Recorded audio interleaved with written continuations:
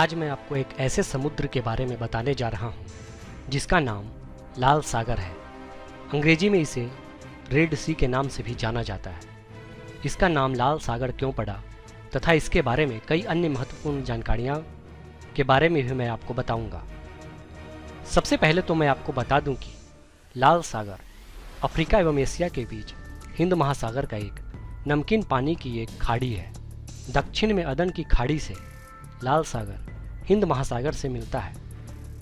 इसके साथ ही लाल सागर मिस्र और अरब इजराइल को दो भागों में बांटता है।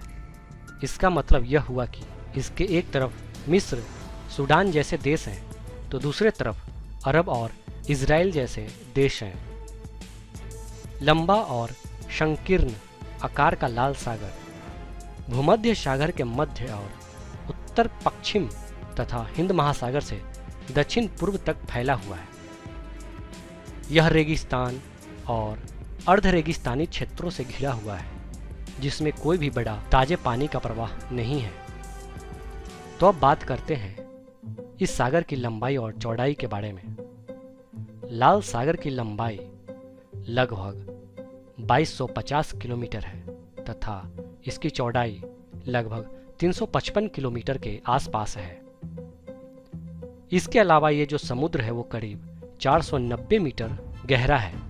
इस सागर का नाम लाल सागर पड़ने के पीछे क्या रहस्य है इसके बारे में अब जानते हैं। जब भी कोई व्यक्ति लाल सागर का नाम सुनता है तो उसे ऐसा लगता है कि इस सागर का पानी जरूर लाल होता होगा, इसी कारण से इसका नाम लाल सागर पड़ा होगा।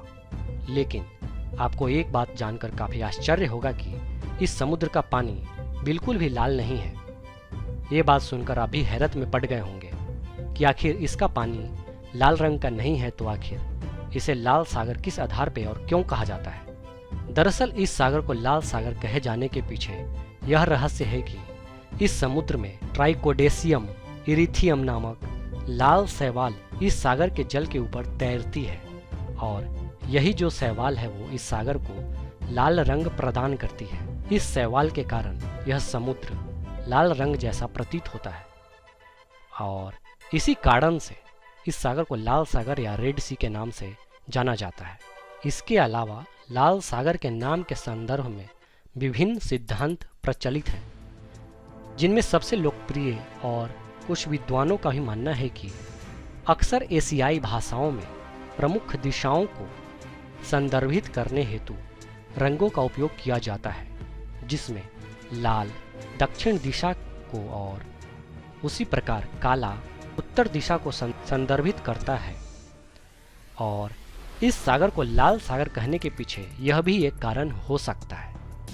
तो अब बात करते हैं जैव विविधता के बारे में। लाल सागर में कई तरह के समुद्री जीव पाए जाते हैं, जैसे समुद्री कछुआ, डोंग, डॉल्फिन और कई स्थानीय मछली की प्रजातियां भी पाई जाती हैं। इसके अलावा समुद्री जीवन की एक विस्तृत श्रृंखला इस समुद्र में पाई जाती है। लाल सागर के आसपास वर्ष भर ऊंचा ताप रहने के कारण रेगिस्तानी जलवायु वाले देश स्थित हैं।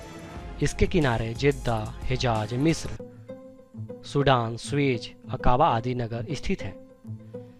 लाल सागर के किनारों पर बहुत से छोटे छोटे टापू और द्वीप हैं, जिनके कारण जहाजों को इसमें से होकर आने जाने में बहुत कठिनता होती है। पहले यह भूमध्य सागर से अलग था, पर स्वेज नहर की खुदाई किए जाने से यह उससे मिल गया है। उत्तरी अफ्रीका तथा यूरोप का एशिया के देशों से स्वेज नहर द्वारा संबंध होने से इसकी व्यापारिक महत्ता बहुत बढ़ गई है और अभी के समय में लाल सागर समुद्री परिवहन में बहुत ही महत्वपूर्ण स्थान रखता है। इस समुद्र से होकर कई भारी भरकम पानी के जहाज चलते हैं। तो ये जानकारी था लाल सागर के बारे में।